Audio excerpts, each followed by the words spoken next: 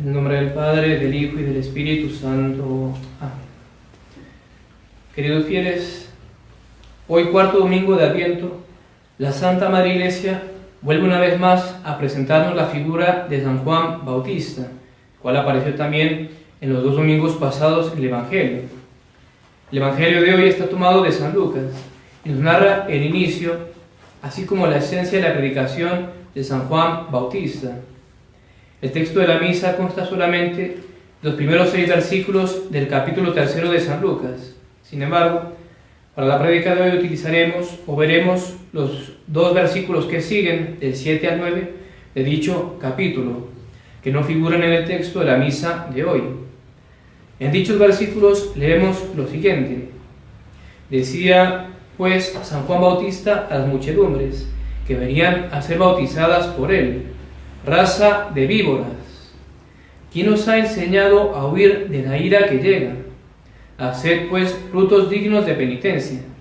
Ya el hacha está puesta a la raíz del árbol. Todo árbol que no dé buen fruto será cortado y arrojado al fuego. Esta era la predicación de San Juan Bautista, ni más ni menos. La penitencia, es decir, la conversión, el cambio de vida, esa era la esencia de su predicación, ya que sin esto, sin la conversión, es imposible entrar en el reino de los cielos, es decir, es imposible llegar a la salvación. San Juan debía preparar el camino para Cristo, debía llenar los corazones de los judíos, los cuales la Sagrada Escritura llama de dura cerviz, ese pueblo duro. Él debía allanarlos, prepararlos por medio de la conversión hacia Dios, para que estuviesen dispuestos al mensaje de Cristo. Y es de notar que San Juan habla de frutos dignos de penitencia. Y podemos preguntarnos cuáles son los frutos dignos de penitencia. Él mismo nos da la respuesta, pues el Evangelio nos dice que al oír las muchedumbres hablar de todo esto de la penitencia, le preguntaron: ¿qué hemos de hacer? Y él le respondió: el que tiene 2 túnicas, dé una al que no tiene, y el que tiene alimentos, haga lo mismo. Es decir, San Juan señala como fruto digno de penitencia la limosna, el ayudar a los pobres, a los necesitados. Por tanto, digamos unas palabras, primeramente de la penitencia, que fue la esencia de la predicación de San Juan, y en segundo lugar de la limosna, que es un fruto digno de la penitencia. Además de que ambas deben ir de la mano, penitencia y limosna. Por la palabra penitencia podemos entender por lo menos 2 cosas distintas. En primer lugar, el cambio de vida o conversión, que es de hecho lo principal y fundamental, y sin lo cual no hay ni puede haber verdadera penitencia. Alguien que no cambia de vida, que no deja el pecado, que no abandona las ocasiones de pecar, sino que va y otra vez se vuelve a poner temerariamente en las ocasiones de pecado, ese tal no hace verdadera penitencia, no tiene verdadero arrepentimiento. El verdadero arrepentimiento, la verdadera penitencia, implica esa conversión, ese cambio de vida. En segundo lugar, la penitencia también puede significar la reparación o expiación de los pecados cometidos, hacer obras para reparar nuestros pecados.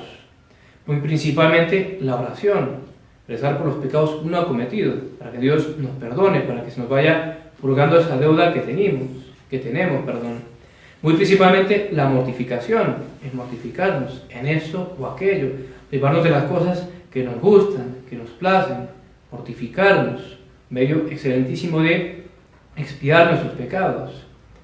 Y también de una manera muy especial podemos reparar nuestros pecados por medio de la limosna, la ayuda a los pobres, como ya veremos y diremos en un momento. Además debemos tener muy presente que la penitencia nos es necesaria para la salvación. Si queremos salvarnos, queremos llegar al cielo, escapar a la condenación o muerte eterna, debemos hacer penitencia, tener verdadera penitencia. Nuestro Señor dijo en otra parte del Evangelio: si no hiciereis penitencia, todos pereceréis igualmente.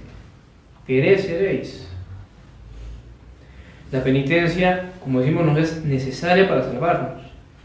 No solo en cuanto implica esa conversión que decimos, ese cambio de vida, dejar el pecado, sino también en cuanto se refiere a la mortificación de nuestras pasiones, la mortificación de nuestros sentidos, de nuestros apetitos, para poder así, por un lado, dominar nuestra naturaleza, esa naturaleza rebelde que tenemos, y también por otro lado, hacer reparación, como decíamos, de los pecados cometidos, que todos tenemos, que no más que menos, pero todos tenemos bastante que reparar. Y es muy evidente que la penitencia, en cuanto implica esa conversión que decimos es necesaria para la salvación, si tenemos en cuenta que cuando no hay arrepentimiento, cuando no hay esa conversión, el alma permanece adherida al pecado mortal que hay en ella, y ese pecado al alma, allí está, esa realidad del pecado. Y mientras el alma esté en el pecado mortal, es imposible que se salve. Y si muere en ese estado, por supuesto que se condena, no puede salvarse. Y la única forma que tiene el alma de borrar ese pecado, de aniquilarlo, de quitarlo de su alma, es precisamente por medio de la penitencia, por medio de la conversión, del arrepentimiento, la detestación de su pecado y del cambio de vida. Todo lo cual implica hacer, por supuesto, una buena confesión, o tener por lo menos el deseo de hacer esa buena confesión. Y también la penitencia es necesaria para la salvación en cuanto implica esa mortificación que decimos, la práctica de la mortificación, si tenemos en cuenta que nuestra naturaleza caída, que está herida por el pecado, solamente la podemos domar, solamente podemos ponerle el freno por medio precisamente de la mortificación, del sacrificio, de la contradicción de nuestros deseos y apetitos. Es la única forma de dominarnos. Y si no lo hacemos, nuestras pasiones, nuestros apetitos, nos llevan tras de sí, nos dominan ellos a nosotros y ejercen una fuerza tiránica sobre el alma, que es espantosa. Aquel que lo padece lo sabe. Sabe perfectamente que está mal eso y lo hago.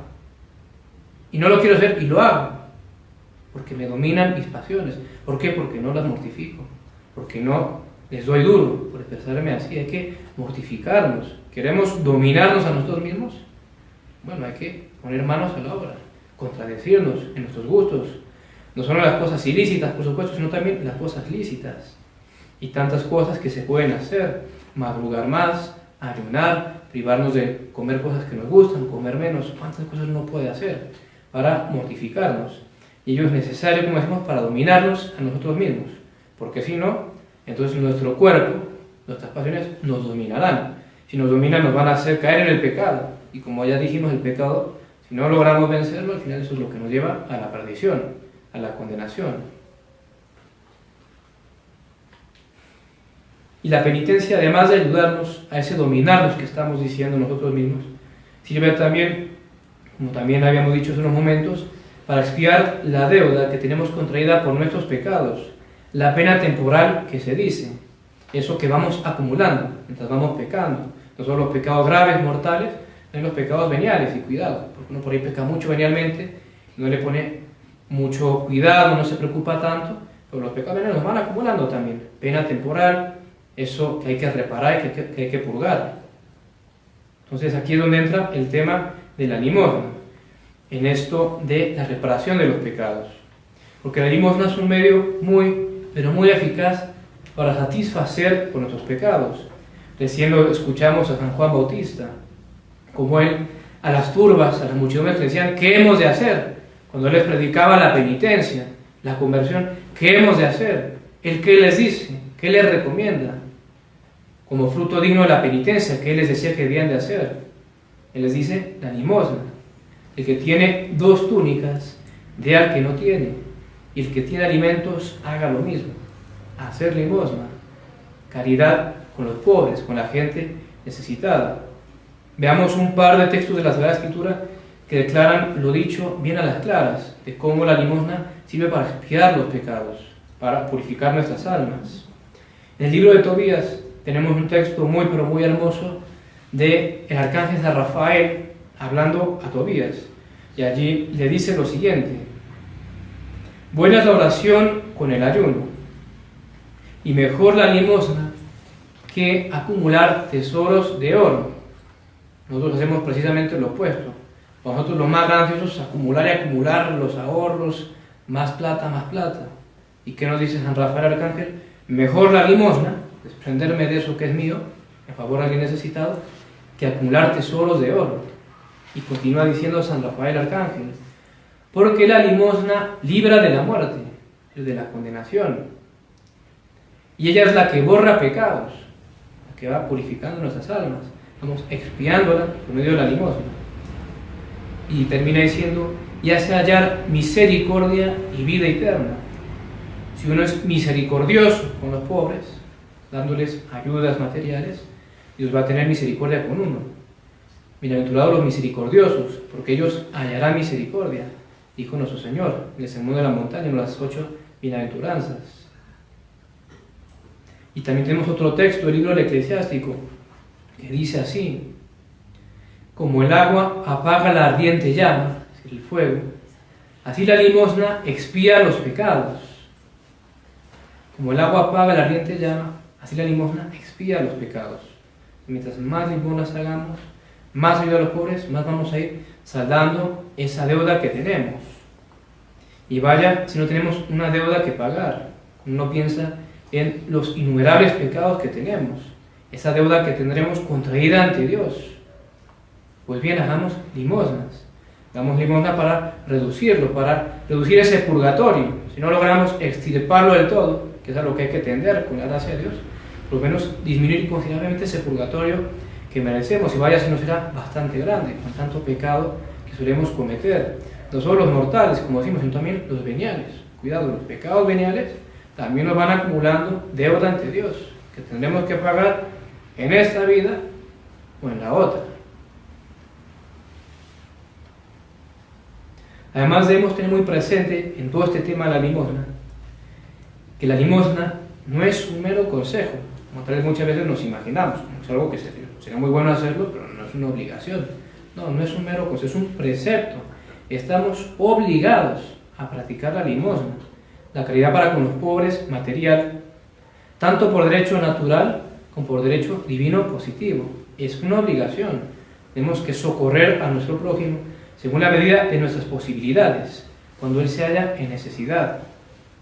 De modo tal que, si teniendo de dónde o cómo socorrer a alguien que está constituido en extrema o grave necesidad, es decir, cuya vida peligra o que le podría ocurrir un mal gravísimo, si teniendo de dónde socorrerlo no lo hacemos, cometemos un grave pecado, que puede ser un pecado mortal contra la caridad. Cuidado, podemos cometer un pecado mortal al faltar a ese tipo de caridad hacia el prójimo. Escuchemos a San Juan Evangelista para convencernos de lo dicho. Él dice en una de sus epístolas: el que tuviere bienes de este mundo y viendo a su hermano pasar necesidad, le cerrare sus entrañas, no lo ayuda. Pregunta él: ¿cómo mora en él la caridad de Dios? Es decir, ¿cómo puede estar en gracia de Dios con semejante pecado o falta, teniendo cómo ayudarlo y dejarlo desamparado?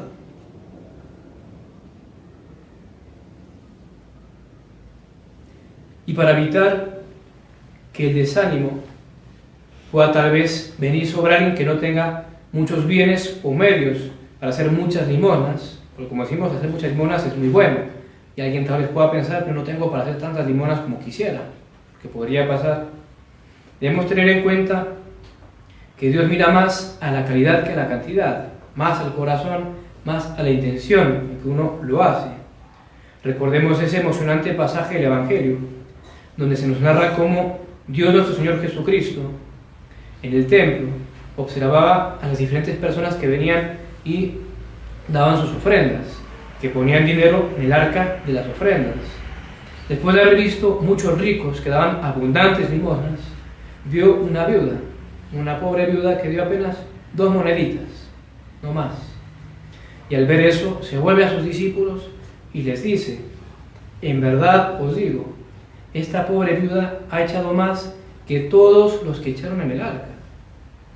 haya echado más que todos los que echaron en el arca. Porque todos los otros echaron de lo que les sobraba, pero éste ha echado de su propia indigencia todo lo que tenía, todo su sustento.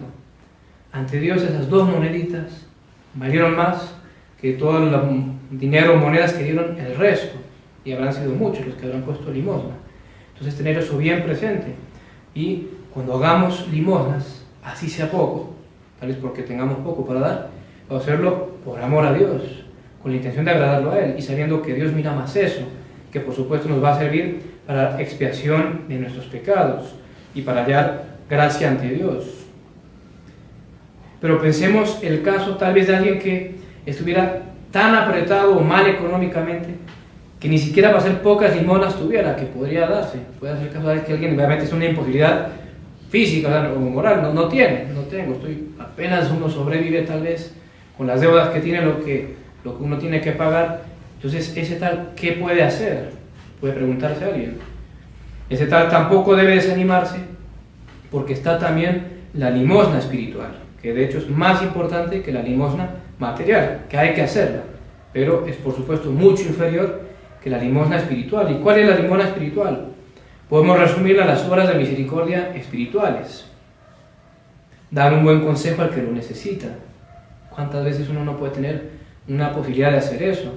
Tal vez conocer, no sé, pongamos un matrimonio que están teniendo problemas, aconsejarles bien, que se tengan paciencia, se perdonen, que no se vayan a separar, que sigan adelante, que es para toda la vida, que se agarren de Dios, etc. Tal vez alguna joven que en embarazo está tentada de aborto, aconsejarla bien, no, mira, no hagas eso, ofrecerle hasta la ayuda si no puede, etc. Dar buenos consejos, enseñar al que no sabe, otra obra de misericordia espiritual. Y vayas aquí, no hay bastante campo de acción. Hoy en día que si algo hay es ignorancia. Ignorancia entre los que nos decimos católicos, no damos ni el catecismo, ni lo mínimo ni lo más básico. Entonces allí tenemos bastante para hacer limosna espiritual, enseñar al que no sabe, enseñar el catecismo. También sobre los temas de la crisis de la iglesia, que eso en el fondo también es caridad, buscar que la pobre gente engañada con la falsa religión moderna, el Concilio Vaticano II, todo el modernismo que nos vino a cambiar nuestra religión, enseñarles, hacerles darse cuenta, con mucha caridad, mucha prudencia, por supuesto, pero en última instancia buscar que vean eso, que se den cuenta. Corregir al que yerra, también. Totalmente contrario al mundo moderno, que nos enseña una falsa caridad. En el mundo moderno la caridad es dejar al prójimo en su pecado y decirle que está bien, que él tiene derecho a hacer lo que quiera, a ser feliz. No, la verdadera caridad, la verdadera misericordia es corregir al que yerra. Está mal, está viviendo en pecado, está apartado de Dios, me doy cuenta que se va a condenar si no corrige el rumbo y se arrepiente. Pues la verdadera caridad es decirle, hombre, mira, eso sí, con mucha caridad, mucha prudencia en las palabras, mucha suavidad si quieren, pero hay que hacerlo. Es una limosna espiritual.